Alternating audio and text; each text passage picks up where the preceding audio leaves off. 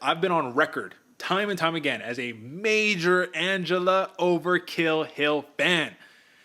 I get concerned when I see her open up and maintain a fight at minus money. I get very concerned. The value that we've been able to place on her has been at plus money time and time again. Why? She gets robbed out of the split decisions. We know the controversy. She's an older fighter fighting at 115 pounds, man. What is she at? She's like 38, 39 years old, something like that. And she didn't have that grappling upside for many, many years that she has been working on as of late. The good news is, she's fighting up the rankings, so I'm imagining she's super motivated for this one. And another fight that she gets where she's not fighting somebody who's looking to hug her for 15 minutes, man. So this is an interesting contest. When you saw this matchup right here, who was the immediate favorite in your head before you saw odds? Honestly, Derek, immediate favorite in my head was Angela Hill. I mean, with all those intangibles you're listing, we've seen her kind of falter at some points, but this is one of those fights where it seems like everything is going for Hill right here. Like all the momentum's carrying her forward. And when you got a fighter like Pinheiro that just likes to throw that big power shot right hand, big shots, she overextends herself a little bit. I can see the speed and the skill set that Angela Hill presents, cutting angles, beating up the body, going to work right here, and making this a noteworthy performance in the Angela Hill corner. And if you look at her last fight against Amanda Hebos, yes, she lost the fight. Yeah, on paper, on paper, she got knocked out. I mean, she got knocked out, man. It was a TKO. It was what it was. She was winning the fight, though, man. She was winning the fight, and Amanda Hebos needed that kind of Hail Mary to get the victory right there. But the reality is this is a matchup that is going to be a technical fighter who's going to mix it up and do a little bit of everything versus a fighter who is looking to get you out of there immediately. You talked about the winging punches. You talked about the big shots that she throws, man. From the jump, from the buzzer, as soon as it opens up, she's throwing haymakers out the gate. And here's the thing, man. It doesn't matter if she misses most of the shot. If she clips you a couple of times, you saw Hebos's face, bro.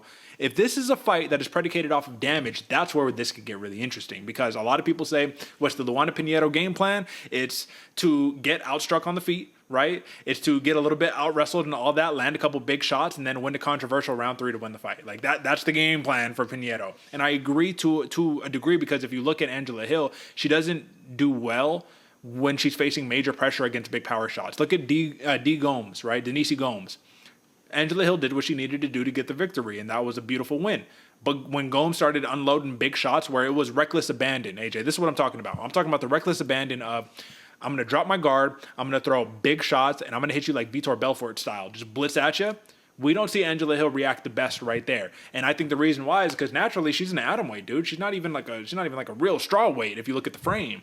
So if Pinheiro can get a couple of those good exchanges off, man, do you think that she could get this done purely just off of damage? I do, Derek. I do. Just purely off of damage. And like you alluded to before, we've seen Angela Hill robbed of split decision victories. So if that goes to these judges and we're seeing the big moments, right? The oohs and the ahs from the crowd as Pinheiro's landing those big shots. We see the big shots, the big looping shots, and we know how to avoid them. But for people watching, that's big. That's like huge to them. They see that kind of stuff. So that right there can skew the judges going forward, and I could see Angela Hill getting robbed of a decision right here. And if you look down at the money line right here, that's why I said it was really interesting, because Angela Hill opened up minus 140, plus 120 comeback for Pinheiro. The line didn't shift, man. Minus 135 for Hill, plus 115 for Pinheiro right there. So at the end of the day, man, I mean, the odds makers are pretty confident in this one. This is what blew my mind.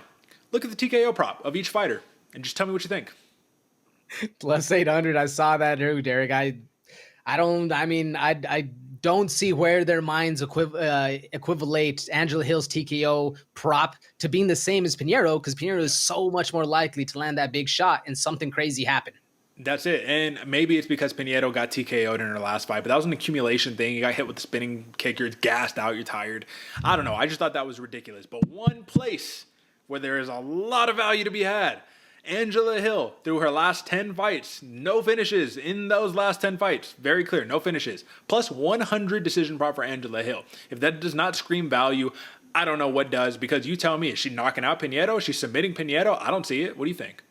No, I don't see it at all. And Derek, I'm glad you brought it up, because I was going to ask about a plus 100 for a decision. Sounds like the smartest play right here, especially on the other end. You get the plus 180.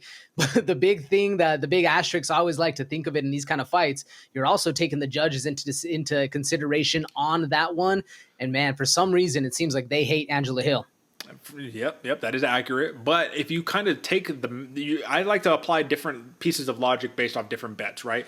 The over on this fight is 2.5, of course, right? Minus 400 for the over. Minus 400. That is chalk. And then you got Angela Hill plus 100 for a decision. Now, if you go check your sports books right now, I don't know what it's going to tell you. This is what I pulled out prior to us recording this program here on Thursday.